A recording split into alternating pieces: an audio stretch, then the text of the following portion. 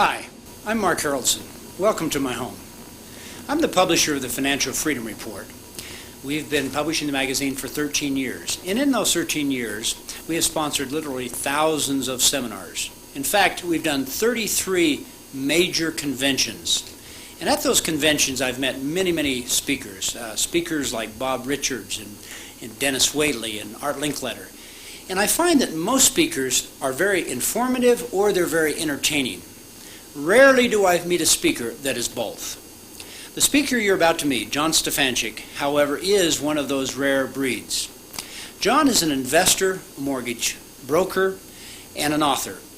And he started buying property years ago. He took a small IRS refund check and parlayed that into multi-millions in real estate. And during that time, he learned about buying and selling discounted paper. Now, I happen to know a little bit about discounted paper because I got into that business quite by accident.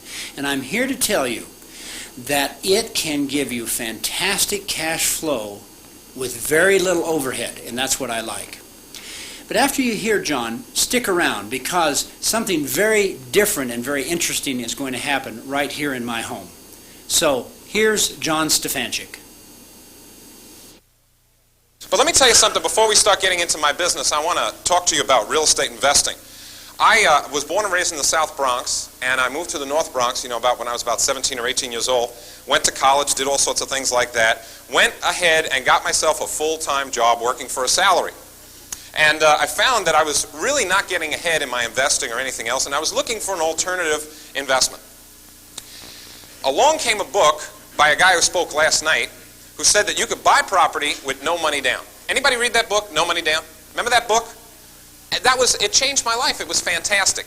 Because here's a guy that says to me, hey, John, I know you're from a neighborhood where, money makes money and there's a lot of property owners, a lot of high prices and everything, but you too can buy property with no money down. And I thought, fantastic, that would be a great thing that I'd be able to do, is to be able to get in there and make that work. So I did it. I read the book, and I went out there and did it, and did it, and did it, and did it, and did it. I just kept doing it, and it was fantastic. I went out and I made myself I just got a whole group of properties from doing it. It was really something. I was very excited about it. But I ran into one small problem. I'm sure it was a minor oversight. Sure. And I'm sure there was a chapter of the book that maybe was supposed to be stuck in at the last minute and they just forgot to put it in. It's the chapter that tells you what happens when your income isn't as great as your outflow. In other words, you don't have enough coming in, but you got a hell of a lot going out. Does anybody ever encounter that type of problem before? Negative cash flow? Never. I love the people that tell me, I own 27,000 houses and never had a negative cash flow problem. Right. Did you ever check your books? What's funny about this is that when I got into this, what's funny about it now that I look back on it, is I'm saying to myself, I'm investing for my future. The only thing is I can't get through the present. Because I gotta get some money to support my habit. See, I developed a habit. I was buying houses. It was like an addiction, and I needed to do this to get on with my investing career. The only problem with this is I needed money to support my habit. Now, where am I going to get money to support these properties, to pay the negative cash flow? Everybody said, well, you had all the tax benefits. Great. I had one good day a year. The 15th. Wow, I zeroed out. Great. What a day. But think about this. Where am I going to get money to support that negative cash flow habit? Where can I grab my hands on some cash? I'm working a full-time job. I can't take a job at like McDonald's at night or something, What am I going to do to make money? Where am I going to get it? Pull it out of the property, he said. Who said drugs? Had to be the New Yorker that said drugs. All right, you got a 100% financed property here. How am I going to pull cash out of a 100% financed property? Refinance at 85%? Take a loss. Oh, I was already taking a loss. How about go to the bank and borrow from the bank? Does that sound like a good idea? Mr. Banker, I've got this 100% financed property. I'd like to put a loan on top of that. You'd have to go to some screwy banker to get money there. So I said to myself, what am I going to do to be able to really make some cash? How am I going to do this? Picture right now that you're in a room, okay, and it's dark. It's a dark room, and it's closed off, and you can't get out. Picture you're in that room, and you're sitting there. Any sound that you hear, you'll jump to, right? When normally, if you were just sitting in a room, people were passing by, it wouldn't even faze you. But now you're very attuned to the sound of things going on outside.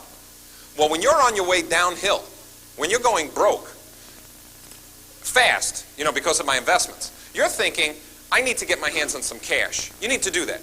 Well, the way I was supporting the negative cash flow in the first place was I was borrowing off my charge cards. Now tell me how long that program can last. The second thing about that is, they talk about appreciation in New York like 20, 22%. Try about 13 or 14%, maybe at best. Well, if I'm borrowing money at 19 to 22% to support a 14% appreciation, who's losing? See, people don't think like that, but that's exactly what happened.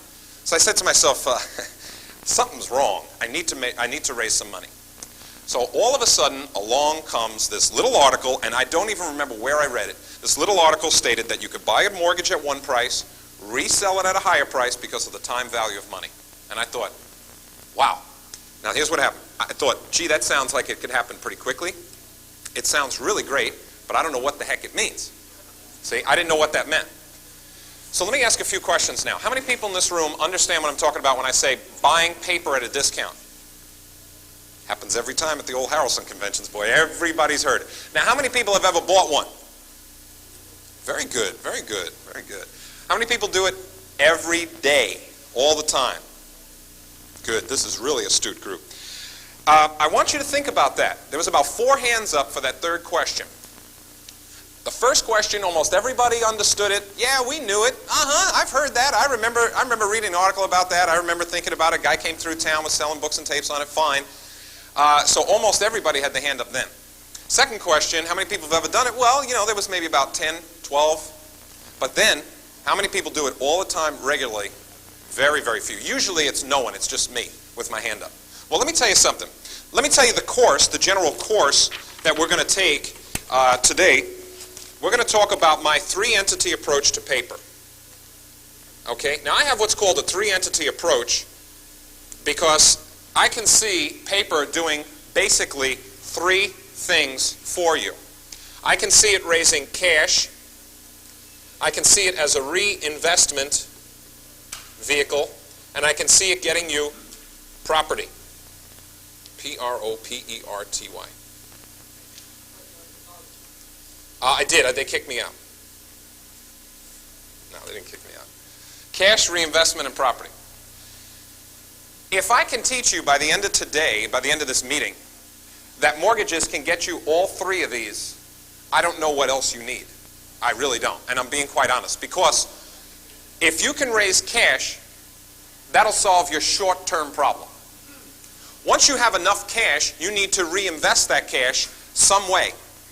That'll solve your secondary problem, which may be like a medium-range problem, getting the reinvestment. Because mortgages, as we'll see, is going to be the finest reinvestment vehicle that you'll have. And the third is property. Now, how many of you out there own property right now? So property is going to be no problem. But what's funny is almost as many of you that raised your hand to say you own property raised their hand to say they knew about mortgages. Let me ask just before we start, how many people love management? Okay, all right. Usually, everybody laughs because it's like the worst part of owning property. It's like, yeah, I love property. The tenants are paying off the loan. It's really great. I drive by. I tell people I got property. But I got to manage it, and I got the day-to-day to it. And there's very few people I know that love management. So let's talk about this, and this will be our general direction that I'd like to give this entire talk. I'd like to talk about how we could raise cash, reinvest that money into mortgages as a vehicle, and then take that right through to property if we have enough time, and I'm sure we will. Let's just set the course here right from the beginning, and I'm going to refer to this at the beginning because I want you to see how to make some money in this. So I'm going to be very basic. I'm going to start very basic with Mary selling a house to a guy named Bill. The house is $130,000 with $50,000 cash that Bill is going to put down, okay, as a down payment. If Mary's house is free and clear, that leaves $80,000 that he needs to come up with, okay? Now let's talk about 2 different scenarios for where he can get that $80,000. Let's say he goes to a bank, okay? If he goes to a bank He has to tell the banker, look, the house is worth $130,000. I'm taking $50,000 cash down, and what I'd like you to do is provide me with the other 80. Now that seems to be no problem, right? Because the loan to value is good here. If Bill's got a good regular paying job, he should have no problem doing this. So let's say he does that and the bank is going to charge him $775 per month on a 30-year schedule. In other words, he's going to be promising to pay 360 installments of $775 per month. Let's just say he decides to do that. When we go to closing, how much money does Mary walk out with right now when we do the deal with the bank? 130, right? 50 from Bill and 80 from the bank. What does the bank walk out with? Mortgage and note. Now let's explain that for a second. The mortgage is going to be the instrument that is going to secure the debt. All right, it's going to describe the collateral. So it's just an instrument that's going to be recorded, and it's going to describe the type of property that's going to secure that note. Now the note is going to be how I promise to pay. So he says he promises to pay $775 over the next 360 equal installments. So it's a self-liquidating loan. But let's think about this. If Bill goes to Mary and says, listen, Mary, I'm giving you $50,000 in cash. That's a fair amount of money. Would you want to hold the $80,000 mortgage? In other words, would you want to convert your equity or your cash that's owed to you to cash flow? Now, she can do that, right? She can hold the mortgage. So if she does that, and let's say she holds it on the same exact terms as the bank was going to, $775 for the next 30 years. Let's say she's going to do the same exact thing. When we go to closing now, how many people are going to show up at closing? 2. Just Mary and Bill. There's no third party. If that's the case, how much money does Mary walk out with now? $50,000 is what Bill's giving her as the down payment. What else does she walk out with? The note and the mortgage. Now, she is going to act exactly like the bank. She is going to be receiving payments, so she's converted her cash to cash flow. Simple situation. Let's say that 12 payments go by, and her remaining balance on her mortgage is now $79,600. Let's just say that's what the remaining balance is. If that's the case, and the remaining balance is $79,600, and she needs to raise money, let's just say after 12 payments have gone by, she sees an ad in the paper by a guy named David. Now, David has got an ad that says, I pay cash for mortgages, with a phone number. Let's just say that ad is in the paper and she sees the ad and she says, calls David up and says, listen, David, I've got 29 years remaining of $775 a month. What would you pay for that? Okay, she's asking a question. She's saying, how much would you pay for that? Now, how many people in this room would pay $79,600 for that? Now, since you already know about paper, no one's hand goes up. Why not? Present value, time value of money. These are all good statements, but now let's say you're David and you're on the phone with Mary. You can't tell her present value. Maybe she never heard Dave Smith. Let's say you tell her time value of money. She says, time what? Time to value money? She doesn't know what that means, so what are you going to say to her? Well, what I'm saying is, what are you saying to yourself as to why you're going to pay less for this today? Why is it? But why is it worth less? Here's the idea. When I put out whatever amount of dollars I need to put out to buy this thing here, when will I get my money back, all of my money back? Over 29 years. Now here's the reason. That cash today is worth more than cash tomorrow. And the longer I have to wait to get my money back, the less it's worth today, the less cash I put out today. The shorter I wait to get my money back, the more money I have to pay today. Okay, you can see that.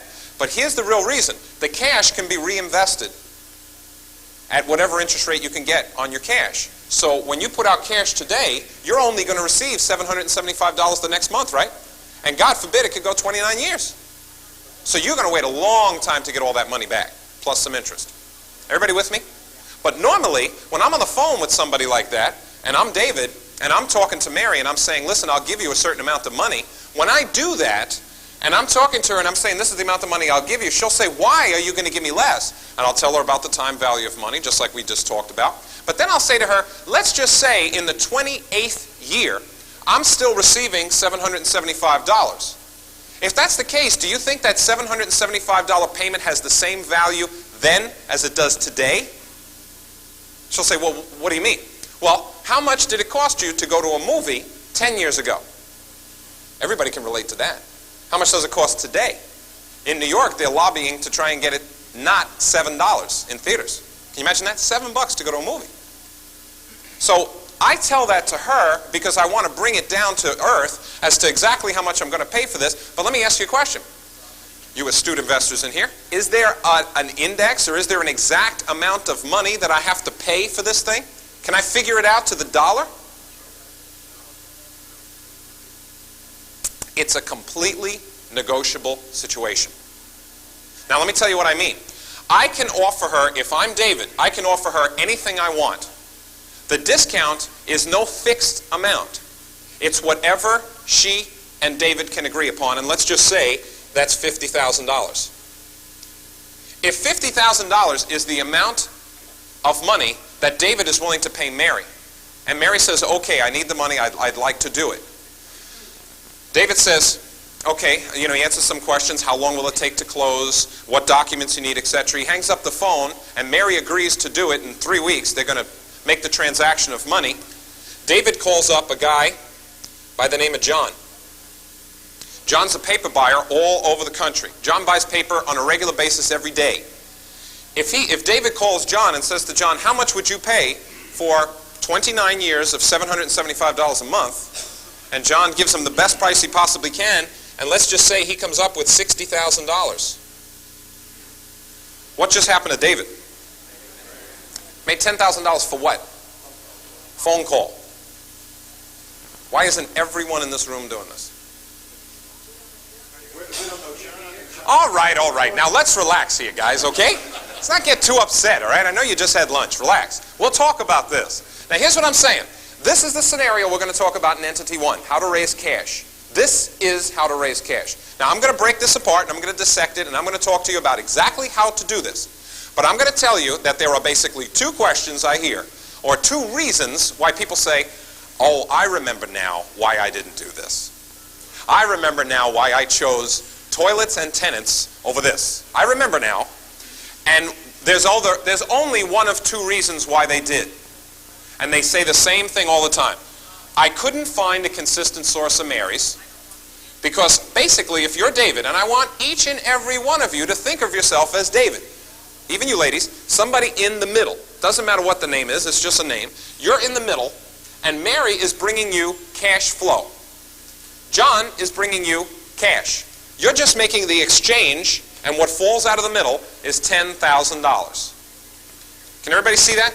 Or whatever it is, the difference between what John wants to pay, or what John is willing to pay, versus what Mary is willing to accept. So, for example, if David offered her, if the best that she could take was $55,000, and the best that John could take was $60,000, what does David make? 5, right? It's a simple situation. So let's break this apart now, because I want you to see that there are just two components to making this work. There's finding a Mary, and then there's getting a John. So let's talk about this, because let me talk to you about it in terms of a story. People remember stories, so at least you'll remember this. When I first started doing this, I said to myself, if I am going to do this, and I didn't have a book and tape package from somebody that was going to tell me exactly how to do this, all I had was I was just thinking about, gee, where can I get this? And it's kind of a logical series of steps as to exactly how you're going to do this. So I said to myself, where can I get my hands on a consistent source of Marys? I mean, Marys, people out there that are holding paper, personally receiving payments from mortgage notes. Where can I get a consistent source of Marys is what I thought. Any ideas? Well, newspaper ads is one. That's where we got that there. But there may be 5 or 6 people in your town with newspaper ads, right? I mean, you never know. There may be plenty of people out there that are running this same sort of ad, but you need to get in touch with the person that is directly holding this in a simplified way. Very simple way of doing it. How could you do that? Courthouse, right? That's the same idea I had, the courthouse. Why the courthouse? When this transaction took place and Mary sold the property to Bill, okay, after that transaction was over, and Mary left with her mortgage and note, and Bill left with whatever he left with, all the papers and documents and everything else, Where did they go? Where did the title company go? They went down to the courthouse and they recorded that for everyone that wants to walk in there between 9 and 5 to read anytime for free. So I decided to go down to my local courthouse. Now, I worked a 9 to 5 job. I found out that the courthouse really opens at about 7:30 because the title people go in there and they do batch title work. You know, and they're paid by the amount of money that they do, the amount of work that they do, so they usually go in there earlier. So I would go in and I'd search names from 7 to 8:30 and then I'd go home, you know, take them home or go to work and take them back. So in other words, I went into the courthouse and I looked up this situation. Now let me explain to you how it's indexed. Very, very important to understand how it's indexed. Anywhere in the country, I don't care where your courthouse is, basically they are going to index everything around bill. Why is it indexed around bill? Because when they're looking back in chain of title, they're searching back through who owns the property, and Bill owns the property, doesn't he? So everything in terms of chain of title has to follow back, so they're following back on Bill. But I found out that there's what's called, and every courthouse I've ever been to, and I've been to quite a few, always have an index per year, and it's alphabetized around Bill. See, so Bill A is going to be first, and Bill, you know, etc. And they're recorded by time. The first one, January 2nd, you know, 19 whatever, the first one that came in that morning is recorded first, and then they're alphabetized per year. So there's a big book. You go into that book, you open it up to A, you look down the column, and you're going to see mortgagee, mortgagor. Okay, basically, if you're in a trust deed state, you're looking for the beneficiary. But you're looking straight down the list, and you'll see Bill's names all the way down the list. And right next to it, you'll say Chemical Bank, Citibank, Chase Manhattan, Mary. Now, Mary doesn't sound like a bank to you, does it? No. Copy down Mary's name. Next to it is going to be 2 numbers. Those numbers are going to index it, let's use the simplest situation, in a book. A liber and page. A liber is just a book. So you're going to go to, let's say it says 8402, page 12. You then go to book 8402, pull it out, turn to page 12, and there is the exact mortgage, they record the mortgage, not the note, that Bill and Mary entered into that agreement upon, using the property that Mary sold to Bill. Is everybody with me? So in other words, simple situation, but what are you getting now? Lists of people that personally hold mortgage notes, right? Well, if that's the case, and you have lists and lists of names of people that hold mortgage notes, how do you get in contact with them? Call them up on the phone, right? Well, that's what I first thought of. Let's just ring them up on the phone, right? Well, I'm from New York. You just don't call people unless you have a reason. You just don't call people. I found it. You just don't call people in New York and say, hi, you know, I'd like to talk. People don't want to talk to you. I call up, I say, hi, my name is John Stephanchik, blah, blah, blah. I went through the whole thing. Would you like to convert your cash flow to cash? Would you like to cash out on your mortgage? Does that sound like a bad phone call to you? Well, to New Yorkers, it was like, what do you want? How'd you get my name? Leave me alone. You know, the paranoia thing that New Yorkers go through is incredible. One guy had his lawyer, his attorney, call me back and said to me, if you harass my client one more time, I'm going to, you know, file some whatever against me. I thought, are you crazy? Does that sound like a bad phone call to you? I didn't think so. Okay, anyway, forget calling him up because that costs money. Let's talk about low overhead business, all right? What could you do? Send him a letter, right? A cheapy little letter, and this is exactly what I do. I got a letter here that I'll read to you that I decided to, it took me a couple letters to get down to this one, but this one's pretty good. It says, it's come to, you know, dear mortgagee, it's come to our attention from public record, you're currently receiving payments from a mortgage. How would you like a lump sum of cash now instead of having to wait for those periodic payments? And I just give them a little bit of information about what I want to do. That's it. Then in there, I put a response card. Those of you into direct marketing, you heard Mark talk about that. Those of you that may have taken the class, you know that you need to get them to give information back to you. You solicit to them, they give information back to you. I put a card in here, and I just took a photostat of the card, but this is an actual card, a response card. It folds in half, and then my company name is on the outside. They staple it, but they fill out the information. And they fill out all this information on the type of property it is, what the mortgage is, etc. That seems like a pretty simple way of getting in touch with people, doesn't it? But those of you that heard Mark speak about mail order marketing, one of the most important things about mail order marketing is to have a good, qualified list, isn't it? You know, so in other words, when you send something to somebody, they're going to get it, and they're going to know what you're talking about. Well, isn't this a qualified list? I mean, these are people that are receiving payments on a mortgage.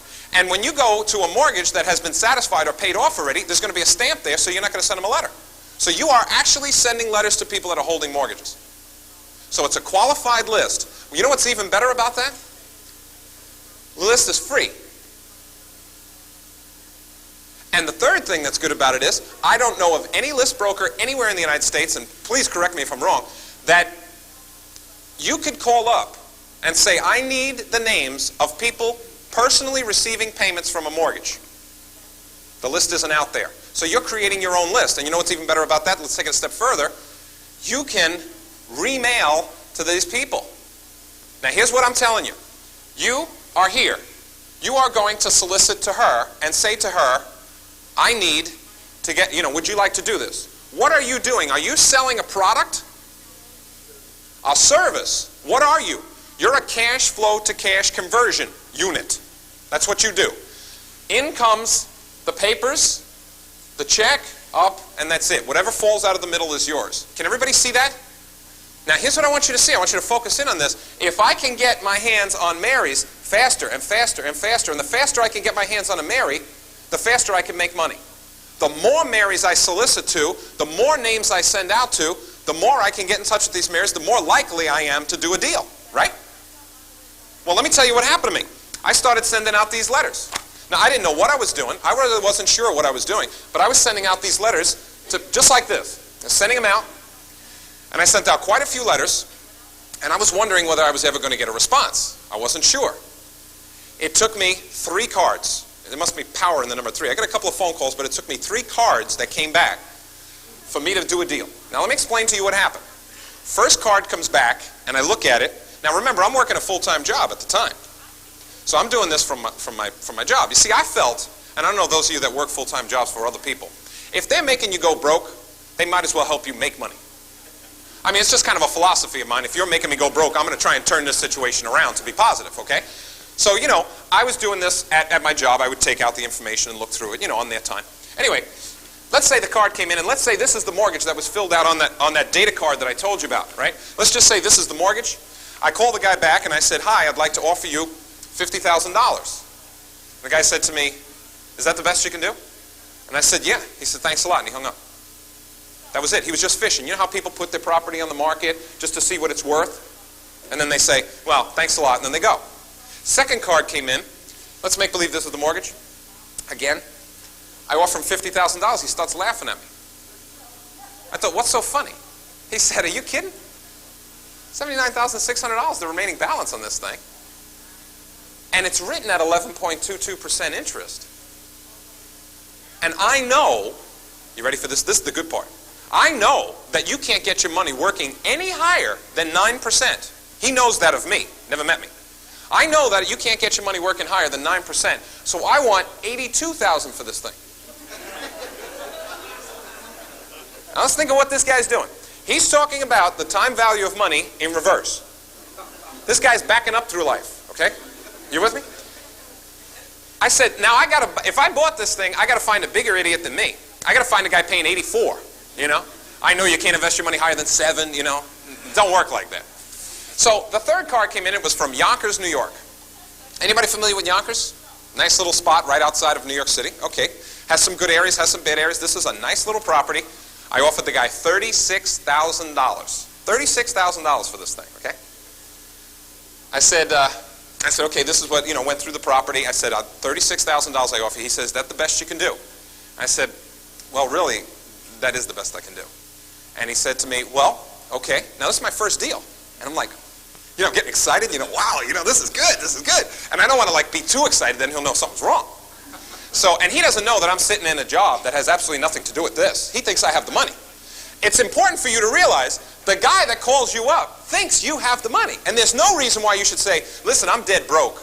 I don't have any money. But I think I could get you the money, so why don't you send me the paperwork? Don't work like that.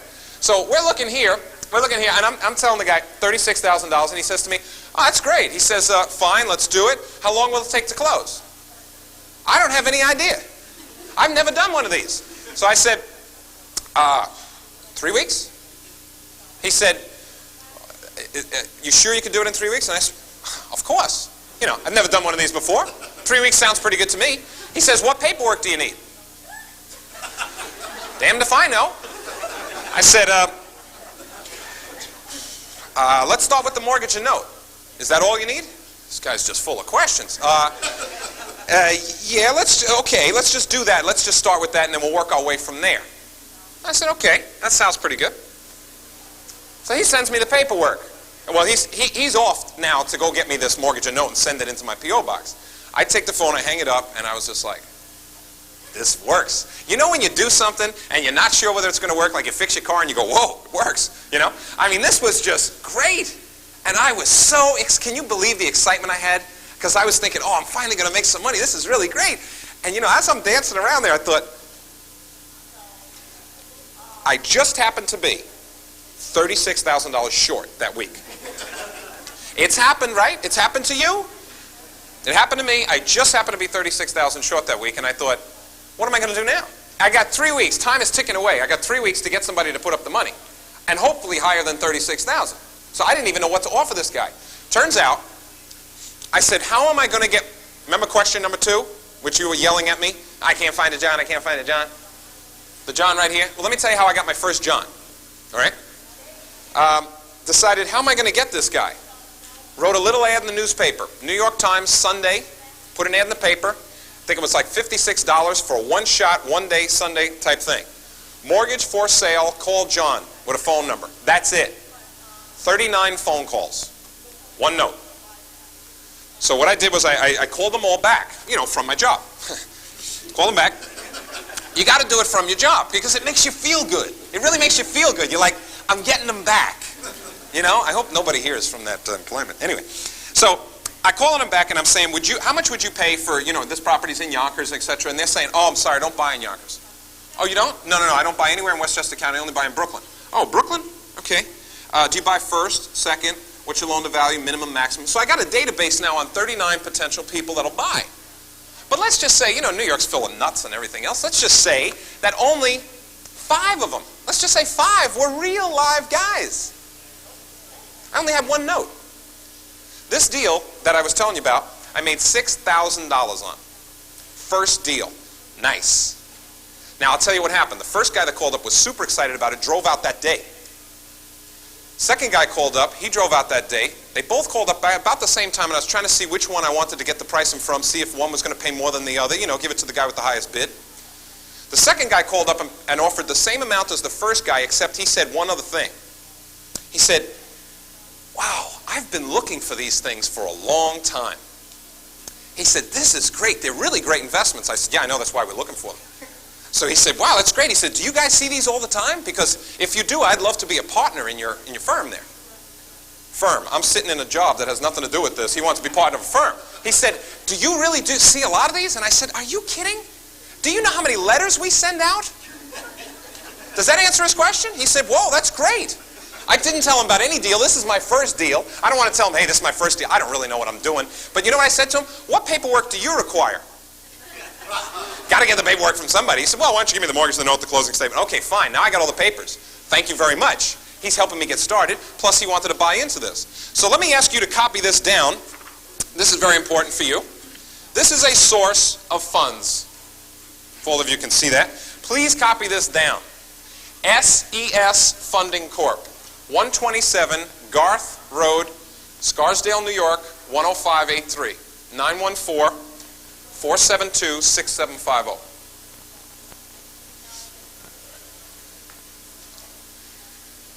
I'll give you 3 guesses who that is. You know, being in the book and tape business is a lot of fun when you can work hand in hand with people. This. Right now, those of you out there that have come to this convention to change your life, come to this convention to get on with your financial independence, right now, since you guys are attuned to this, you should be thinking to yourself one important thing. You should be saying, wait a second. You mean to tell me that you'll buy the note from me? And I'm telling you, if it fits my criteria, I'll buy the note from you. If that's the case, aren't you kind of off and running? Well, let's think about this for a second. If that's the case, please copy this down. If that's the case, what am I telling you about this scenario here? If you're David, and I've already given you a John, Is it that difficult to find a Mary? You mean to tell me you can't find a Mary? This is all I'm telling you. And you could possibly be making money. Does this excite you? I can see by the expression on your faces that you're terribly excited. It overwhelms me. It makes me feel so good to see the excitement just oozing from you. What? Whoa. Wait, I know exactly what you're all going to ask. I've done this enough times. I will be around to answer any criteria questions, okay? The criteria is usually spelled out in here, but let's talk about the criteria outside. I just want to get, because I'm not going anywhere. I'm down here. The sun is going to shine soon, so I'm going to be out there. Let me just explain to you that right now, I just want you to see the opportunity here. If I'm the John, and I'll give you another source of John. If I'm the John, and you're the David, you think you can find a Mary. Let's just talk about that for a minute. That's all I'm asking you to do. This is real simple, and I'm going to describe how simple it can really be so that you'll be excited, so that you'll feel bad about being here tomorrow. You'll want to be back at your courthouse. You'll want to be getting into this. Now, if this is the case, let me just give you one more. In my materials, I've got 10 sources of how to find the Mary and 10 sources of investors. John, one of which is me. I don't think it'd be fair to say investors, SES funding. I don't think that'd be fair. What I'd like to do, let me give you another source of investors just to show you how simple and cheap this is and how you've passed this up all this time. Where would you find a consistent source of John's right in your backyard? I don't care where you live. Bankers. Good. Forget a banker. You don't want to deal with a banker. Realtors. You do? Maybe you do. The bankers are fine. I don't want to deal with bankers, but maybe you do. Bankers are fine, but they're going to have... No, go to a source. Go to one place. It's free. Where did you go to find Mary? Where are you going to go to find John? You're great at answering these questions. In other words, let me explain this to you. Think about this. And when I was giving a seminar in Ohio, and the guy actually went like this. Like he should have had a V8. Wow! I never thought of that. It's just logical. Here's what I'm saying. When Mary sold the house to Bill, the instrument they used to secure this whole thing that they recorded was what? The mortgage, right? Now, when Mary sells the payments to John, what instrument do they use? An assignment, right? Does that look a little different than a mortgage? Do they record the assignment? What does the assignment say? Bill is no longer going to be sending the payments to Mary. He's going to be sending them to John. So if you go to the courthouse and you look up assignments, what will you find? Buyers. Oh, wow. John, it can't be that easy. It can't be, John. I'm sorry. Nothing's that easy. Life is difficult. Life is hard. This is too easy. Let's punch holes in it. Let's do that for the next couple of minutes. Let's think about this. When Mary sells this mortgage down to John, everybody says to me, well, hey, Mary's going to find out exactly how much you're making, isn't she? Well, can you do it this way? If Mary assigns the note to David and David assigns it to John, John cuts the check to David, David cuts one to Mary. Does Mary know? All you're doing is recording two assignments. No problem. Now, let me ask you a question. Since I've sent, you here are David, since you've sent the paperwork on down to John, and John now sees who Mary is and everything else, and you're giving all this information out, can't John go right back to Mary and cut you out of the middle? Can't that happen? It can. Once. In other words, that's definitely a backdraw to doing. I mean, it definitely could happen. Once. That's all. Do you need an office to do this? Do you need a secretary and a conference table and a coffee maker and everything else? Do you need all that overhead? Is this a low overhead business? Those of you that want to be entrepreneurs. I love that. Entrepreneurs. I no longer work at the gas station. I'm an entrepreneur. I went to the Mark Harrelson 3-day, hands-on, moneymaker event, and I became an entrepreneur. Right here is entrepreneurial. In other words, are you now getting into your own business? Is this a business? You do a few of these deals, you're going to be a business. There's no way you're not. Even if you don't do it, if you set yourself up to do it, you're definitely going to be making money sooner or later, because sooner or later, just by the law of probability and numbers, you're bound to hit on somebody that needs some cash. I mean, sooner or later, the worst guy that's looking for this is eventually going to wind up with a Mary. It has to. It's like flipping a coin. Eventually you're going to get some heads or tails. Here, look.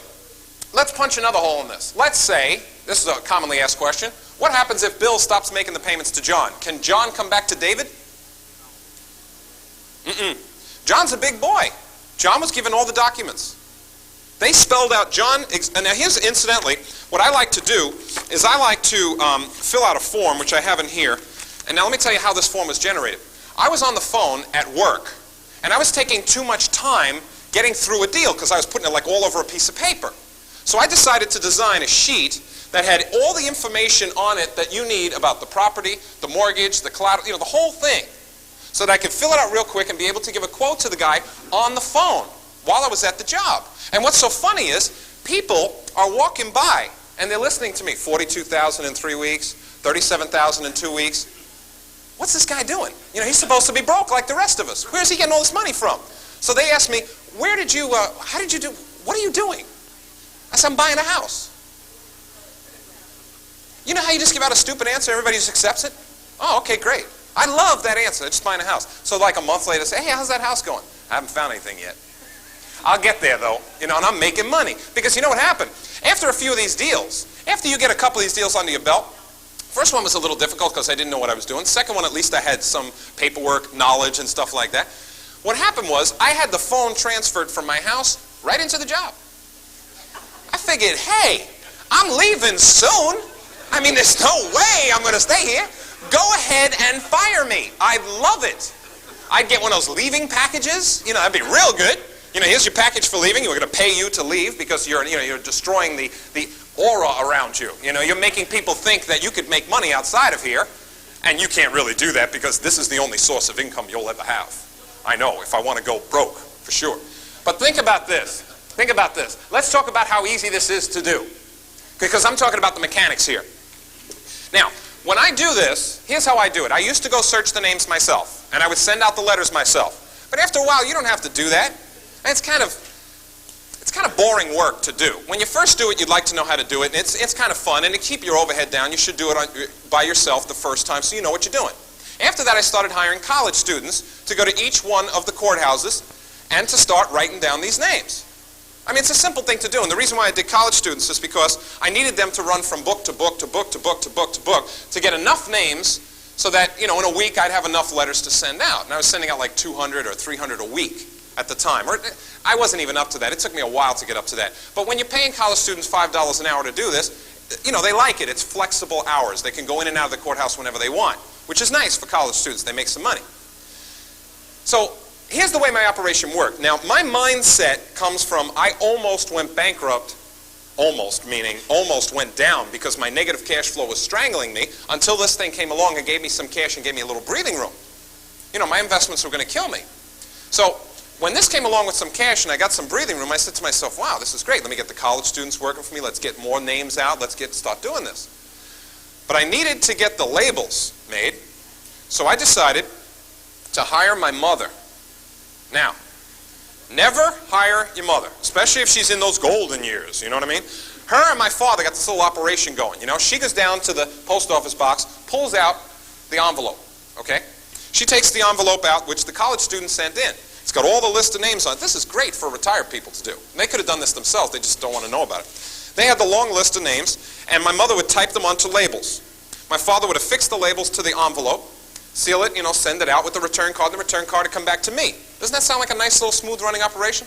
It was until it dawned on my parents that being in the golden years means vacation.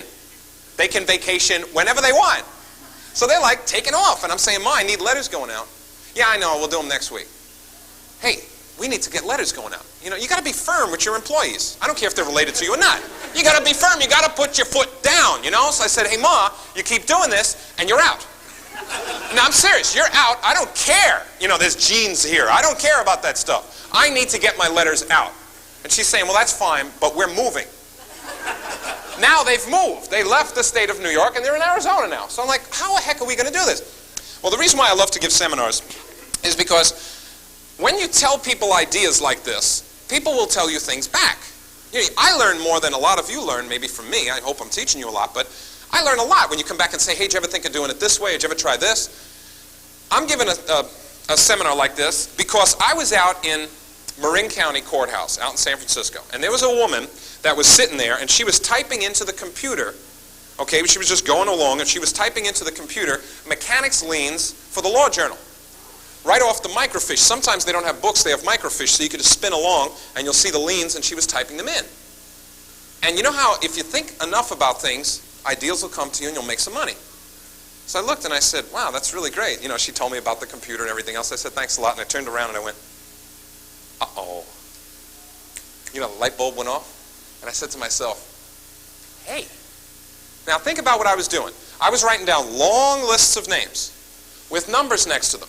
The numbers are randomly organized, right? I mean, they're just 8402, 7903, 2807. You know, they're just whatever number appeared. There's no organization to those at all. So I had to go to book 8402 and look up one mortgage note, then go to 7503 and look up one mortgage note, and then go, you know, see, so I'm going from book to book to book to book. Well, why not enter all those names into a computer and hit sort? Now the numbers will be organized from low to high, and book 8402 may have 5 mortgages in it. Page 12, page 17, page 38. See what I'm saying? So now I don't need a track star from the college. I just need a person that can open it up and type it in. Now they type that information into the laptop, then what do they do with that disk? Place it into the PC that you have, hit print. Now what happens? Prints out labels, right? Bye, Ma. I got the labels printed out. I don't need you. So all I got to do is fold the letters now. She didn't want to work for me anymore anyway. I don't know why. I could get letters out like crazy. I'm giving a seminar. There's a guy out here in the audience, and he's one of those real computer whizzes. You know, into computers, into like he thinks in terms of dots and dashes and stuff like that. I mean, really into that stuff. And he got so excited, he bought the materials, went home. 2 weeks later, he comes back, and he says to me, let me show you what I got. And he plugs in this laptop, and I thought, what's this guy doing? He pulls it up, and up on the screen, and I don't know if you can see this, up on the screen comes this, and it says MA, M-A. Just pops up onto the screen like a menu. It says M-A, and I said, Ma. He said, yeah, remember you were telling me about your mother? Ma, mortgage addresses. And I thought, hey, it saves names, it searches, it saves zip codes, it does all those sorts of things that I was telling them at that seminar that I wanted it to do about my mother, you know, so I could get going on this program. The best thing it does in terms of mail order marketing is it prints this out. Can all of y'all see this? It looks like a check, doesn't it? I love this. I just love this. The biggest thing about mail order marketing is when you're sending a letter to somebody, if it looks like crap, throw it away, right? Tell me somebody that gets something that looks like a check, but you're not really sure. Can you imagine going, nah, it's crap. I know it's crap. I'll open it up anyway. You know, and they open it up, and what does it say? Payment amount, lump sum of cash now. Dear Mary, it's come to our attention from public record you're currently receiving payments from a mortgage. I got him to read it. See, that's the biggest thing about mail order. I got him to read it. Isn't that slick? This guy was really great when he designed this thing. I thought it was really nice because you got to think that all you need to do is get your hands on these Marys and you could be making some money. And you can make money pretty quickly. I'm honest. I mean, you can believe me. Maybe you can believe. Where's Donald? Donald, you in the back there? See Donald back there? Donald attended one of Mark Harrelson's the 100 people came to his house type of deals. And I gave this same exact talk. And Donald back there heard the talk, went through the materials, went out and did it. And what did you do, Donald? You got a couple of deals going?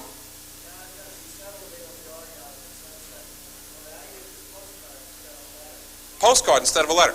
You see, you're going to go home and you're going to start thinking about this, and you're going to realize that you can make some money. And that was in September, and he's already made some money. So, you know, you can do this. But what I like about this is you can do it now. I mean, forget about thinking about doing this like, you know, maybe I'll get into that program, you know, like when I'm thinking about dying or, you know, putting this in. I'm talking about doing this tomorrow. Can you see yourself at least going back to a courthouse, getting the names, sitting about? There's many ways to get in contact with these people. It's amazing, but let's think about this on a broader scale in the big picture type of scenario here. If you can raise cash, if you can actually get into this and raise cash, you've probably solved a short-term problem for yourself. Will you admit that? And there isn't anyone in this room that tells me, no, that's okay, I don't really need any cash. I'm here to hear legal advice type stuff, you know. Everybody needs cash. Everybody likes to get into that. If you had a consistent way of raising cash, wouldn't that be worth it to you? I mean, wouldn't it be something that you would get excited about? Just maybe a little more than your present excitement level? Because really, this tape is not going to come out too well if you keep this excitement level too high, okay? Let's tone it down just a little, all right? What I need you to see is that, obviously, I mean, there's no problem with seeing this. You can see that there's cash here. You can obviously see that. There's no problem. Any person in this room that knows paper is now starting to think to themselves, why didn't I do this? I mean, I chose to plunge toilets over this. I don't get it. I know I love management, but maybe there's some way maybe there's something to this. And I'll tell you why. When you sit in the middle here, I want you to see that there's money in the middle. There's definitely money at the first phase. But what's even better is there's opportunity that's going to be knocking on your door constantly.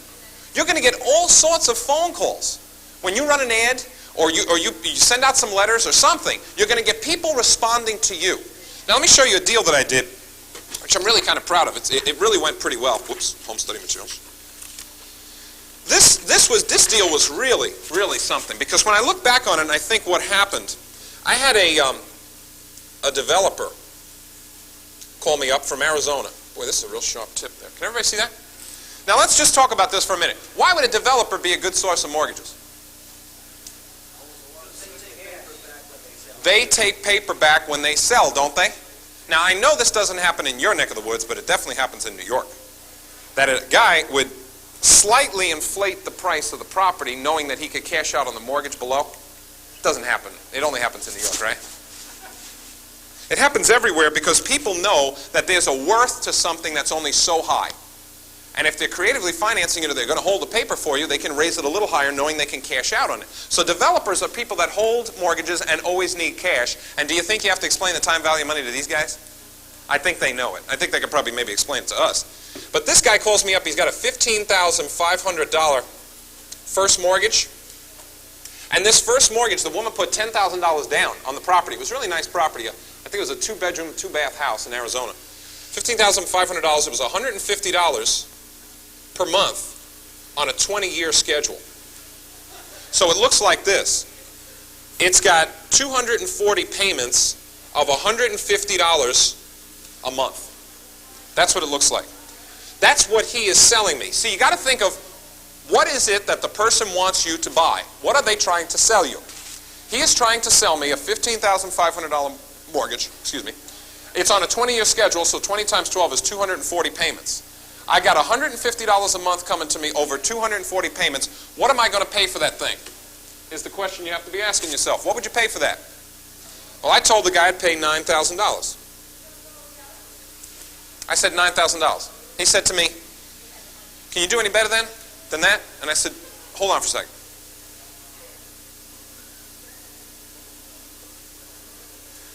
Nope, can't do any better than that. As a matter of fact, I checked, and since you're in Arizona, you have to pay closing costs.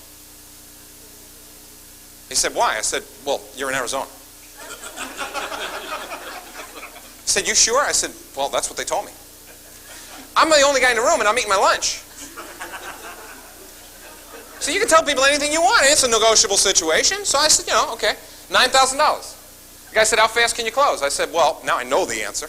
How fast can you close? I said, well, I say 2 weeks. From the time I have all the documentation, I say 2 weeks. But you're in Arizona, it'll probably take a little longer unless you want to Federal Express the stuff to me. Oh, okay, let's do this. Okay, fine. I hang up the phone, and I call a guy named Bob. And Bob buys mortgages just like I do all over the country all the time. I said, Bob, what would you pay for 240 payments of $150 a month? And Bob said, that's a little longer than I want to go right now. That's kind of long, 20 years. I'll give you, for the first 10 years, I'll give you $9,000. Just for the first 10 years. Now, why would that be? Well, first of all, let me point out the blatantly obvious here. What would I get? I get the back 10 years for how much money? Something must be wrong with this. This is snake oil stuff. Don't happen like that. Why would this happen like this? Why would he pay 10 years for the front part? That's where all his interest is, isn't it? So the front is worth more than the back, isn't it? Now think about this. Now this is important for you to understand about finance. The faster the money comes to you, the more it's worth. That's a principle of finance. The faster the money comes to you, the more it's worth. If that's the case, how can I mean, this is a nice deal for me, and it may be nice to do, but everybody says to me, how can I make money from this thing? I got to wait 10 years in order to start getting $150 a month, right? Well, how can I get money out of this quicker? Well, everybody says, why don't you just sell the back portion? How much would you pay me for the right to wait 10 years to then start receiving $150 a month? It's not worth much, right? It's not worth much. So I'm thinking, how can I get my money coming to me faster? Somebody answer that, will you? I asked the guy to put a balloon in. Can you put in a 10-year balloon? I thought that'd be nice, right? Because then, at the end of the 120th payment, I got my money, right? Faster the money comes to me, the more it's worth. And I put nothing into it, so that's a great rate of return, isn't it? Does anybody have a calculator to figure out what type of return that is? When you're looking at that and you're saying, can I do that? The developer went back. I called the developer. I said, hey, can you put in a 10-year balloon? He said, well, let me check. He called the woman. Now, when you borrow money, you borrow long, right? In other words, if you're going to borrow money, you want that to go way down, 40, 50 years, whatever. But when you lend money, when do you want it? Tomorrow. None of this 30-year stuff. How about a year from now? At most. You want to keep it short. Faster the money comes to you, the more it's worth. In this case, I asked him to put it in. The little old lady knew, I guess she knew something about finance, because she said, nope, I'll pay it over 240 payments. So ever since that deal happened, we did that deal in February, ever since that happened, I've been writing her a letter, and she's going to buckle under one of these days. I'm writing her a letter every month about the joys of refinancing. Those of you that are laughing, or those of you that can't hear me, what I mean by refinancing is, I write her a letter like, pull cash out. You can lower your monthly payments. Why am I saying that? Well, wait, here's what I'm saying. I'm saying, let's get you refinanced so that it would be to your benefit, right? But who gets paid out? The faster the money comes to you, the more it's worth. So I write her a letter. It's kind of fun because there's only so many times you can say the same thing, Now, does that sound kind of exciting?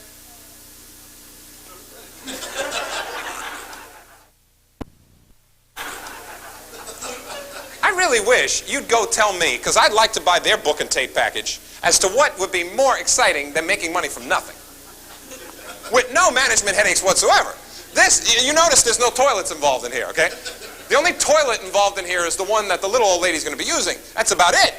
There's no toilet that I have to go fix. If somebody calls me up and says, hey, are you the guy that are going to be receiving those payments in 10 years? Yeah. Well, you better get on out there. Her toilet's stuffed up. Right. Sure. I'll be on the next plane to Arizona. Sure. Does this sound good? Remember, we're on film here, so don't make it sound too good, like this was rehearsed or anything. Your excitement is a little too high. But you see, what I'm trying to say is, I got this coming to me simply because I was here. I'm in the middle. I'm seeing these things coming across my desk. I'm telling people, large groups of people like this, I'll buy your mortgage. I don't know what you're going to send me. It could be good, it could be bad, it could be nice stuff. I don't know. But some of it's going to be good and some of it's going to be opportunity because I'm sitting here. So what I need you to see is that cash is definitely there. There's no doubt about the cash or the opportunity to make the cash. Like if the woman, if she cashes me out, it doesn't matter. I get paid either way. Either I got to wait to get my money or I get paid right away. Either way, I'm getting money. Okay? In this particular situation, let's just say he did a couple of these deals and he had some money, or you did it and you made some money, and now you're stopping it right here. And you decide you want to, so you're buying these at a discount. Key word here is discount. If you're buying something for $50 and it's worth $79.6, when you put it into your net worth statement under assets, there's the big hole now, and right next to it's got that long list of stuff that you put in there. Remember that? Well, when you put it in there, do you put it in as $50,000 or $79.6? What just happened to your net worth? It just grew by the discount that you bought the mortgage at. So those of you mathematically minded, think about this. Each time you buy something at a discount, you put it in at full face value, what happens to your net worth? And is that equity net worth? Yeah, that thing's worth $2 million, and everybody else is laughing? This is actually worth $79.6. It doesn't matter what you paid for it. Everybody with me? The discount is phenomenal on these things. And let me ask you, when you go to buy a piece of property, do you have to get a discount? Not unless you use mortgage techniques. Let's say, well, is there a section of your paper, maybe in your town, that says houses half price? You know, you remember the old thing that the old timers used to tell you? You go out there, right? You find a property on the block that's worth 50 and you resell it for 100. That's the way you make money in real estate, right? How many of you do that like every day, basically? You know, you find, good for you, that's nice. I'm glad you're doing it. You must have a real good source of finding those houses, or you must have a sense, so you really know your market. You can do that. But in a group like this, if one guy's got his hand up, I don't know, maybe we're overpaying for these things. But in this, do you have to get a discount every time you do those? No. Do I have to get a discount here? Yes. Why? Because I'm from New York and I just decided to state this, that it's true? You need to get a discount from this because of the time value of money. You will not, nobody raised their hand to pay $79.6 for this. If that's the case, we got to pay something less. How much less is simply dependent upon what you can negotiate to get. That's it. Everybody with me? So, is this the finest reinvestment vehicle you're going to see? And I'll tell you something, since the stock market crashed, I've been getting phone calls, and I haven't been looking for investors in a while. But I've been getting phone calls from people that see my ad that I'll buy mortgages, saying to me, you know, I've got some money, saved some money out of that stock market crash, and I was wondering if you had any of those secure mortgages. Notice the key word there, secure. That guy wants to know that he can go over to that house and kick the bricks if he wants. You know, because the CEO of that corporation that he invested his money in, he can't go over and kick the guy, even though he may want to. In other words, you could lose money, but here it's nice and secure. But let's talk about how secure it is. I mean, why are you telling me it's so secure? Show me how secure it is. Make believe we're in the show me state. I've got a contractor. Did I let loose another one of those sources for mortgages? Why would a contractor be a good source of mortgages?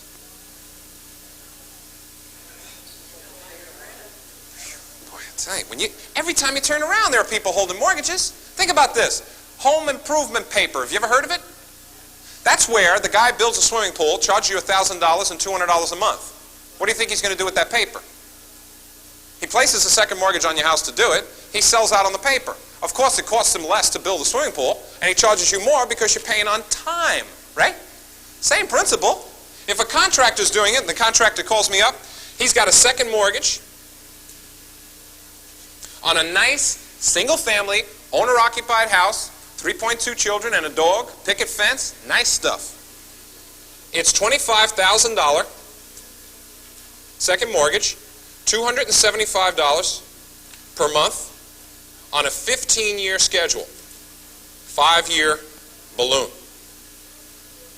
Now, here's what we're going to see here.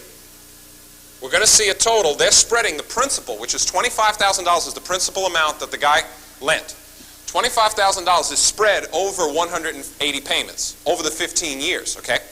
If they're spreading that over the 180 payments, they say, that's fine, we'll give you the lower obligation per month, the $275 per month, but after the 5th year, or after 60 payments, we want to put in a balloon. In other words, all the principal that hasn't been paid after the 60th payment is now due and payable. Everybody with me? What I'd like you to see, in order to see how to make this work in reinvestment, is let's look at this in terms of two distinct parts. Part one is 60 payments of $275. Part two, that's this here. Part two is the balloon, which is $20,454.11. I love the fact that I could do these balloon calculations in my head. Amazing capacity I have. If this is the case, I am buying 60 payments of $275 and a balloon. Please see there are two distinct parts to this. Now, I go back and forth with the contractor, I dick it back and forth with the contractor, and I finally get a price, best price I can get because I told him I'd close in 2 weeks, $15,000. Now $15,000 is going to buy me parts 1 and parts 2. 1 and 2. I got the 60 payments, and I get the balloon for $15,000. Now, so far, you've seen that I was able to do this without any money, right? You can see that when you're in the middle, you don't need any money, because one guy's paying one price, the other guy's paying the other price. Whatever falls out of the middle is yours. You're making money with no money at all. Just by switching papers and the stuff falls out, that's fine. But here, I call up. Now, I'm only looking to sell. I got off the phone. The contractor agrees to $15,000. I go out, and I call up 9 different sources. It took me 9 phone calls to get the best price I can for just part 1. For the 60 payments, the best price I can get was $12,000. In other words, I wanted to just sell. I didn't buy anything yet. I just wanted to sell the 60 payments of $275. It's called splitting the note up. It's all I wanted to do. So in other words, if $15,000 goes to the contractor and 60 payments of $275 goes to an investor for $12,000, what's left? The $20,000 balloon for how much money? $3,000. So when you plot year versus cash flow, for me, the day I close on this thing is day 0. Let's call it day 0. I got to come up with $3,000, correct? In order to make this deal work. I kick in 3, the investor kicks in 12, we give the guy $15,000. It's just called splitting up the note. At the end of the first year, how much money do I make? Second, 0. Third, 0. Fourth, 0. Fifth. Do you know that's close to 46% on your money? Shouldn't have been 59 payments and then one is... There's 60 payments. There's 60 payments. There's 60 payments. No, it works out. See me later if you... I'll do it. Wait. Write it down. I'll answer it. Just write it down. 46% is the rate of return on your money. When you put out $3,000 and you're looking at that annual return, that IRR, gives you 46% for $20,000 coming to you in the balloon. Does that sound like a good investment return to you? Now, is this something that comes along once in a while? I mean, is this just deals we can do in New York? This is a simple situation where the guy has payments and a balloon, and all I'm doing is splitting it up. Are you excited now? Oh, wait. The 46% excites you, right? Well, let's think about this. If I can't teach you something about comparable investment, what's comparable investment to this? You need to know what's comparable to this. Let's talk about it. What does this look like to you? What type of comparable investment out there looks like this? Well, really nothing, but let's talk about what type of comparable investment there is out there that looks like this. How about a zero coupon bond? Anybody say that? Doesn't this look like a zero coupon bond? You put out a lump sum of money, you wait a period of time with no money, and then you get a lump sum back. Doesn't that look like a zero coupon bond? Well, why doesn't it look like a zero coupon bond at the same time? Well, first of all, you know, the guys that put the bonds out understand the time value of money. Think about this. When they put out a bond, they're saying to you, the longer we hold your money, the more interest they'll give you. The shorter term the bond, the lower the interest they'll give you. Right? So think about a 5-year bond at 46%. Call your bond broker up and ask him to give you one of those. Think of a municipality that is going to go out of business real fast if they're giving you 46% of the money to build a highway or a bridge or something like that. Can't do it. So in other words, in terms of comparable investment, I don't have anything here that compares with this. But you know what's even sweeter? You know what's even better? Is, wait a minute, didn't I tell you you could do this with no money? I just finished telling you not too long ago that you didn't need any money to do this. That you could get into this tomorrow. Let's just say that tomorrow or Monday, you decide to run down to the courthouse or get in touch with a contract, and the contract gives you this exact deal. Just make believe it's the same exact deal. And you get the same exact pricing on this thing. You're going to say, now, John, I don't have the $3,000. Where am I going to get that from? Is there some way we could work this out?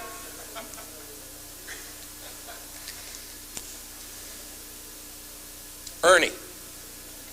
Now, Ernie is your cousin, okay? Now, let me tell you a little story about Ernie. The problem with Ernie is nobody likes him. That's basically the problem with Ernie, because he has a horrible personality. He's basically a zero, okay? But he's got a lot of money, so he's okay. you know? Now, the thing about Ernie is, the reason why people don't like him is because he keeps telling people, you know, the bad situation he's in, how horrible it is, because he can't get his money working fast enough. He can't get a high enough interest on his money. So people really basically don't like this guy, all right? And you can see why.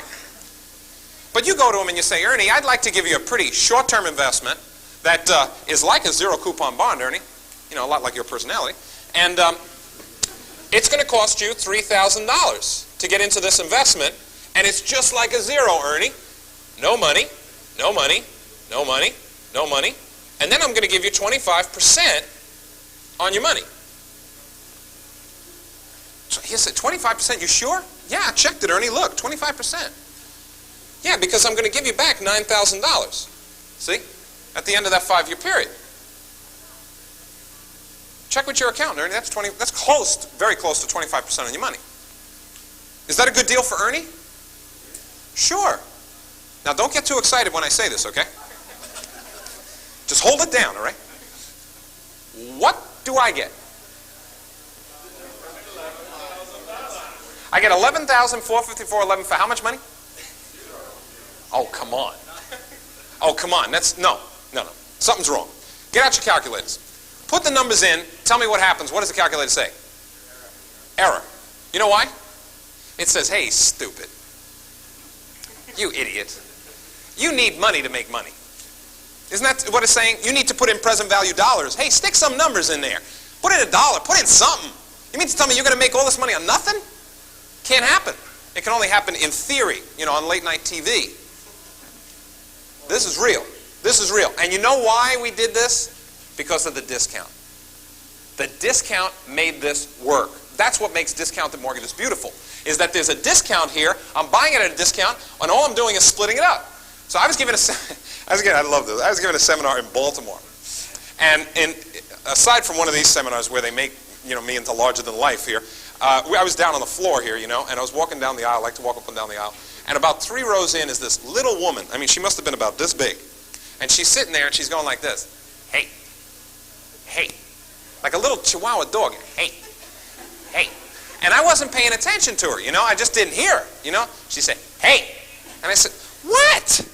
What do you want? You know, you little annoying thing, you. I said, what do you want? So she said, what happens when Ernie finds out what you're doing? What am I doing to Ernie? Am I giving Ernie the New York screw? I mean, what am I doing to Ernie here?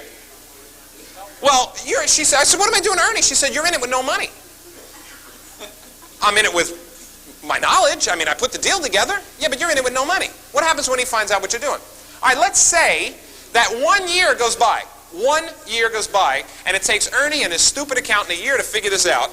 And right in here, a year later, they find out, hey, you're in this with no money. I want my money back out. Give me that money back. This is crazy. This is ridiculous. You have no money on this deal.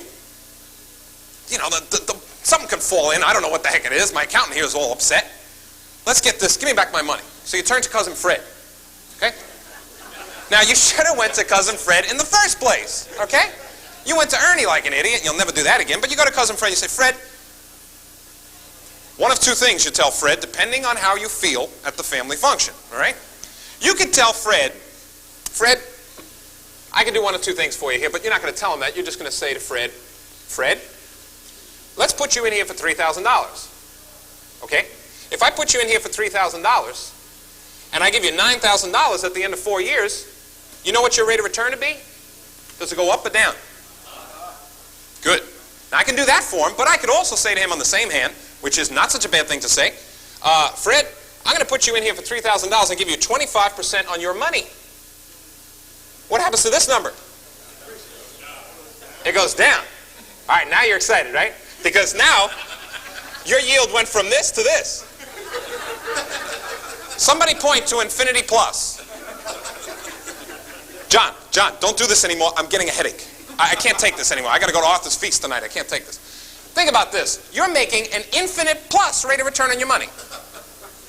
Please listen to everyone here and come back to me and tell me that there's something better than this. And I'm not putting any speaker down because there's a lot of good stuff out there, but infinite plus rate of return on your money? Whew, wow, That's good. That's real good. That's solid and secure. And what's going to happen over the period of time if the property starts going up? What happens to your position? Gets more solid, doesn't it?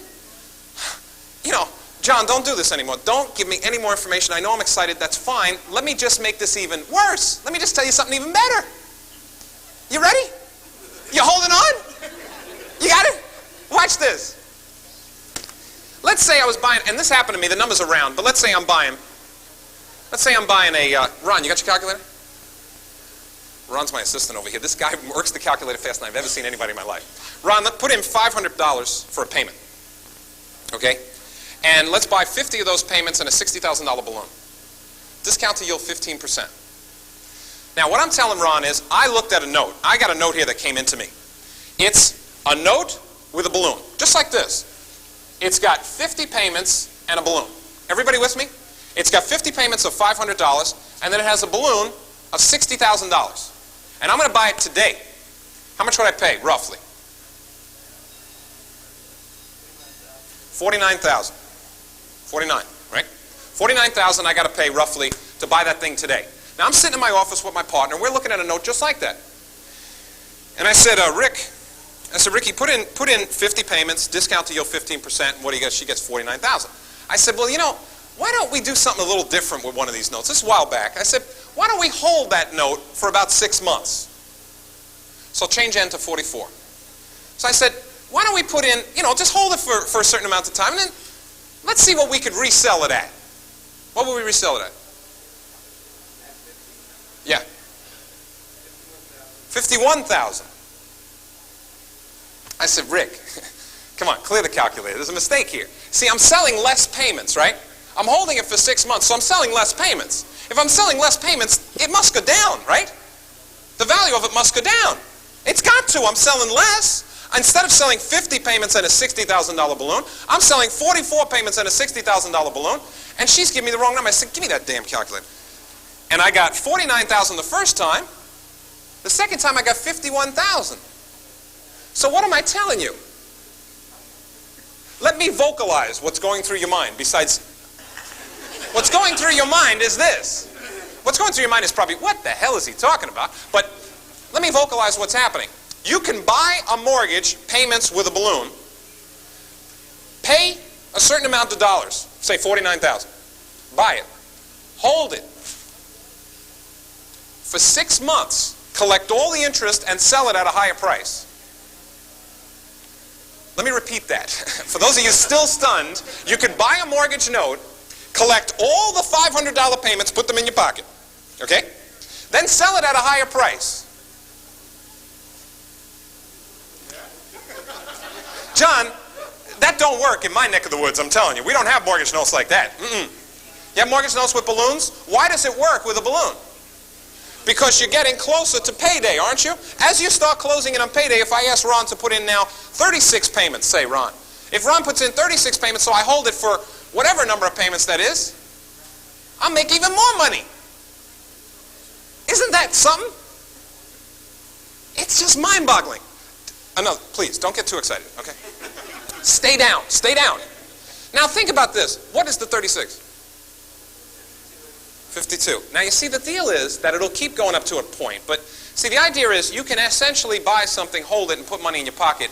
I don't know what's a finer investment out there. I really don't. This is great, but the reason why you're getting these is because you're here. Now, let me just quickly tell you about an entity that does something like this. Can you name an entity, maybe in your town, that invests in their money like this? Well, let's think about, they always have the tallest buildings in town, and they usually dress like this. Okay? Yeah, I know. Right away you get banged. Now here's what you do. Picture the scenario. You're running down there on Friday afternoon to get your check in there so that they can give you 6%, if you're lucky, compounded semi-annually. Now they're going to lend it out to this guy here monthly at 11. Who's making money on no money? Now, are they passing that money back to you? And then you know what they have the audacity to do, bankers? Think about this. See, I'm just vocalizing it. This is happening to you all the time. You want to borrow money to buy a house? 3 points. In other words, here's the audacity. I'm going to charge you cash money for money I don't have. That's like charging Cousin Fred an extra $500 and I don't even have any money because I'm acting like a bank. So I'm making an infinite plus rate of return on my money. And you know what's even worse? They decided, hey, let's put a due on sale clause in there. Because you know what happens when you pay off mortgages early, don't you? Let me give you an example. We bought a Tucson mortgage, my partners and I. One payment came in, $133. Second payment came in. Looked at it, my partner opens it up. He's very cool. He opens it up and he goes, wow, something must be wrong. I said, what's the matter? He said, how much was the payment for the Tucson mortgage? I said, $133. He said, well, this is $11,372.15. Payday. The guy, listen to this, I don't know how this happened. The guy that sold us the note didn't know that the people were refinancing the house. What happened to my rate of return? I mean, through the roof. You see what I'm saying? Because the faster the money, I was supposed to wait, I think it was 8 years to get all my money back, and it paid off faster, so my yield went up. Oh, man. Oh! You know what I'm saying? Oh, this is great. Oh, I mean, yeah. All right, let's take it a step further. Oh, no. Not a step further, John. Stop right here. No. We talked about what's the one thing bankers don't want. You know why they don't want property? Did you ever, those of you that rent, did you ever have a toilet problem? Knock comes on the door. Yes? You open the door, you see a guy dressed like this, with a plunger in his hand. Hi, I'm from First Security. Came to fix your toilet. I've never had a banker fix my toilet. See, they don't want to do that because bankers are aseptic. People are dirty. Money's not dirty. Cash flow, infinite rates of return. I'm going to manage property? Come on, come on. Why should I manage property? Is there some way we could use the knowledge and the power of mortgages to get us property? Oh, John, don't tell me it could be true. Not that too. Let me tell you a story. We're going to talk about property now, but let me tell you something. I'm sitting in my office, you know, and I'm doing this stuff here all the time. I love doing this stuff, which is, you know, being the guy in the middle. I love doing this stuff. So I'm sitting there doing this, and I get a phone call from a guy who says to me, he says, John, you buy mortgages, right? Well, my name is from, you know, here's my phone number, and I copy it down. I say, okay, great, what do you want? He says, well, I saw your ad that says you buy mortgages. I said, yes, I do. He says, well, I got mortgages to sell you. I got quite a few if you want to buy them. I said, okay, what do you got? Tell me about them. Well, John, they're delinquent mortgages. I said, well, what's a delinquent mortgage? So he said, it's a mortgage that nobody's paying on. And I thought, oh, good. Somebody wrote stupid on my forehead? I mean, I don't understand this. Why are you calling me? He says, well, I'm willing to discount them. Me too, if nobody was paying on them. And he's looking for an idiot, this guy. So I say, hey, buddy, you know, you might as well call some other jerk. I'm not going to buy that. I hung up. I went, light bulb, you know. I said, wait a minute. See, I want you to see this as an opportunity position. You're in the position of getting so much opportunity you wouldn't even believe it. So I said, wait a minute. I'm buying it at a discount. What can I do to get my money back? Foreclose, right? Well, here's what I did. I called up a friend of mine that lives in Cincinnati, Ohio. His name is Jay Schwab. He's speaking here. He's a speaker. And the reason why I called Jay is because he gives me free legal advice, but don't tell him I said that. Jay calls me, I called Jay up and I said to him, by the way, Jay, let me talk about this. This guy wants to sell me delinquent paper, you know, nobody's making payments on. What's the term? What happens with foreclosure? Because I've never had to foreclose on any of my notes. I own a lot of notes and I never had to do it. So he said to me, oh yeah, you can just foreclose, but John, you know what else you can do? You can do a lease with, you know, lease with option to buy, sale lease back with these people. He starts going on and on about different things I can do. And I said, wow, that's, if you look in your program, you know the program that they gave you, that they handed out for what we're going to do here? If you look on Saturday at about 4 o'clock, Jay and I are going to do a special high-yielding session, and I suggest all of you come to it because we're going to go over this. We wrote a book on it. This was so hot. This is such a hot idea. Buying a mortgage that nobody's paying on, that we wrote a book on it called Delinquent Paper Equals Dynamic Profits. It's a workbook. But essentially, we combined Jay's knowledge of the legal with my knowledge of the finance, and we came up with this book, which is a great book. We sell it for $98. You know why? There's nothing out there like this. Nothing. You can't find a book like this anywhere. Why? Because the supply and demand of this is completely off. If I called you up and said, would you want to buy a mortgage nobody's paying on? You'd say no. Of course not. The guy's not paying on, I'm not going to get any money. Well, let me tell you about a deal. We'll go over this in that session, but you know, when I think about this, I said to myself, the first deal that we came across that was a really, I mean, this was a good deal. It's called the Mount Vernon deal. Mount Vernon is right outside of New York City. You want to talk about the back door into property?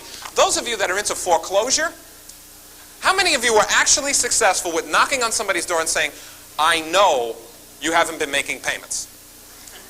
Would you let me in? I think I've got a solution to your problem.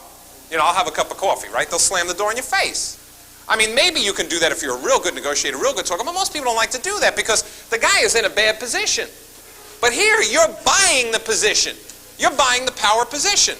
Here's what we got. Real quick, I'll go over it. Mount Vernon deal. The first mortgage is $17,700. Second mortgage is $14,008, interest accruing at 18%. Now, did you add the first and the second together in your head real quick? Okay. You know what the property value is? $160,000. Now, you're going to say to me, well, why aren't they making their payments? I don't know. I'm not a psychologist. I have no idea why they're not making their payments. I don't really care. But if I foreclose, you think there's enough room in there to get my money back? Now, if interest is accruing at 18%, I'm going to go over this real quick. If interest is accruing at 18%, right? And the guy hasn't been paying for a year already, and it takes me a year to foreclose, don't I get all the back interest? So when I foreclose, I'm going to get, I bought the note for $10,000. That's what I negotiated, $10,000. I'll get $17,700. My rate of return is 58.99. That sound like a good way to invest your money? Sound like a good backdoor to foreclosure? Real good, real good. Are you too excited now, or can I go on? Maybe stop, don't do it, no! I can't handle it anymore. See, the thing is this. Mortgage notes will allow you to do that because of the discounting factor. Now, what's great about discounting when you talk about property, when you start talking about property, you're talking about buying a mortgage at one price and trading it into a property. Remember that guy that used to talk on that slick-looking guy from Albuquerque? What was his name? Yeah, old Joe. Remember Joe? Before he got into waves, what he used to do? He used to talk about, Joe is a great technique, substitution of collateral. Remember the substitution of collateral technique? Well, the reason why that worked and not worked is because it works, the technique works. But the thing is, you have to find a mortgage to fit the deal. If you're looking at mortgages all the time, I think it's easier to find the deal to fit the mortgage than the mortgage to fit the deal. And the way this happened to us was this. We got in, as David, we got in a $225,000 mortgage. And it just so happened we were buying a building that required a $225,000 mortgage. So my partner said, hey, why don't we just give him that mortgage instead of transacting it and making the cash? And I said, should have had a V8. I said, yeah, that sounds great. Why not? That's the way you make substitution of collateral work because you're here. See, I don't care what you do. I don't care where you're from. You ought to be looking for these things because that's what gets you on. The reinvestment program will bring you property. It'll bring you mortgages. It'll bring you cash. What else do you need? My books and say, thank you very much. I love bringing my brother with me wherever I go. He says key things like, is that all you're going to charge for that? I paid much more than that. See, I've got in here 6 techniques on how to buy, 6 techniques that'll make you a lot of money because you see, when you take a mortgage and you buy it at 50 and you trade it at 80, the discount that you bought the thing on is traded into whatever you're buying it at. So what I'm saying is, the easiest way to exemplify this is me to tell you, and I've been telling a lot of groups this, I haven't gotten any response yet. I would love to buy a Mercedes. I don't have one. I'd love to buy a Mercedes. But with a mortgage, see? So what I'd like to do is say the Mercedes is $35,000, right? And you want $10,000 and a $25,000 note, say, secured by a property.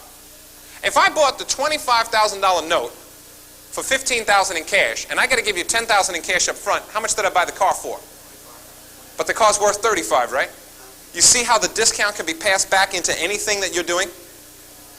One deal, you buy one mortgage, and that interest amount of money that's coming to you off that mortgage can go to pay for your business, can go to pay for anything. So if it cost you to run this business $500 a month, and you buy a mortgage at a discount for $500 a month payment, you're now running your business at a discount. See, anything of the discount is just passed along into whatever you're doing, including property. That's why I don't have negative cash flow problems anymore. When you're buying, and I got techniques in here where you can create a mortgage against the property, discount just the front of it, use that as a down payment because you already know the investor, pay full price and still get a discount. I mean, that's amazing stuff, all because of mortgages. Have I piqued your excitement now? I could go on, but they've only given me this much time.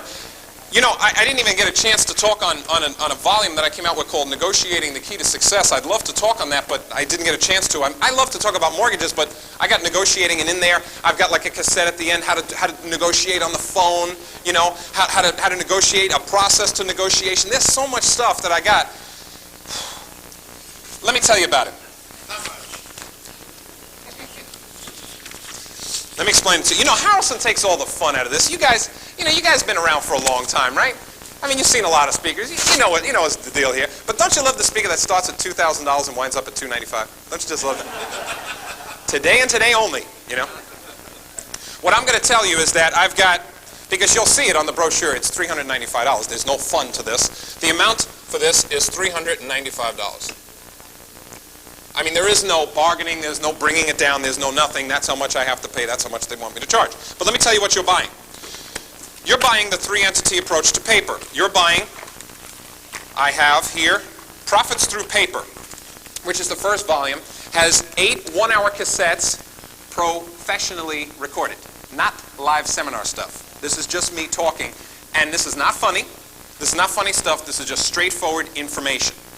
8 cassettes, and I would suggest listening to them because there's lots of information on here that's not in this detailed workbook. In this workbook has 10 sources of investors, 10 sources of paper, how to work the calculator, all the forms and everything, how to do an appraisal. Everything is in here, including phone numbers and all. But what's even best is there's an entire documentation package in the back, including ads that I've used and everything. In other words, it'll get you into it. Can you see my motivation for giving you a lot of information? You know why I have a motivation to give you as much information as I can? You just may call me. See, I'm not running anywhere. You just may call me.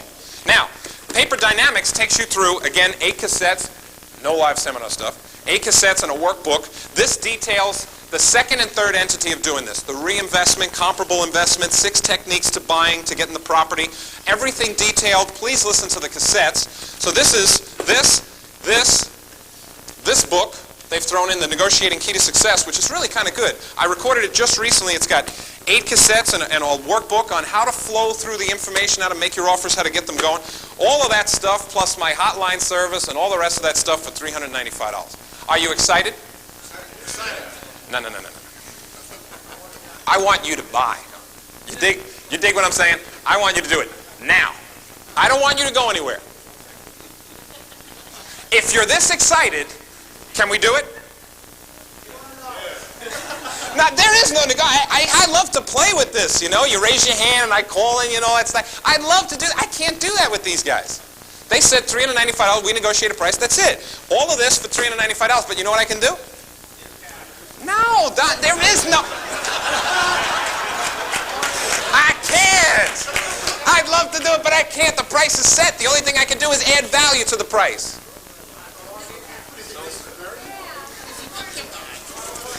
Wait a minute, give me a chance, will you?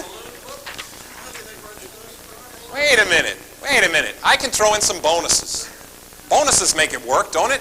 Bonuses for if you buy now. Now here's what I'm talking about. I'll give you a 6-month subscription to the Real Estate Update when you fill out this card. Now what that is a little newsletter that comes out with a bunch of speakers put together, ideas and things like that.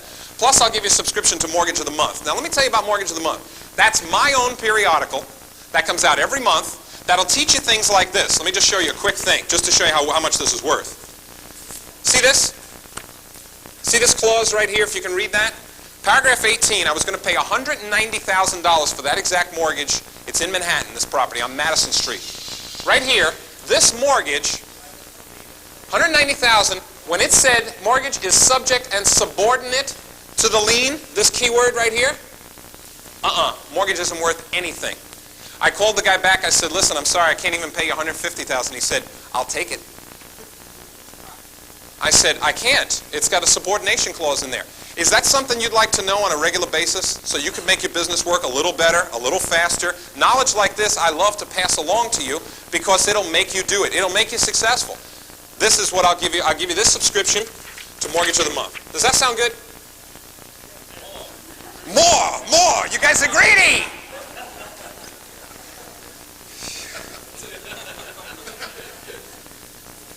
Ma. Remember Ma? Remember my mother? You get my mother, okay? She'll travel from each house. No. What you'll get if you buy now. Now, I want you to come out, talk to me. You'll get an envelope like this. You fill it out, and you send it back to J&R Associates, which is right on here. I will send you a limited diskette if you tell me what type of computer you have. Even if you don't have a computer, just mark it down. The reason why it said limited is because I'm not going to give you a full software package for free. I'm going to give you something that'll get you going. It'll get you, show you how to do it. It'll print out checks. It'll do mortgage worksheets. It'll do all the stuff that you heard me talk about Ma doing, but limited. It'll only do 50 names. It'll only save so many worksheets. It'll just do some of it. But it'll at least get you started so you can really use it. I'll send you the 2 discs, comes 2 discs, and you just get this today. That's if you buy now, right outside. Does that sound good? More? Jeez. I don't know. What do you want, my tie? All right, one more thing. Does that sound good?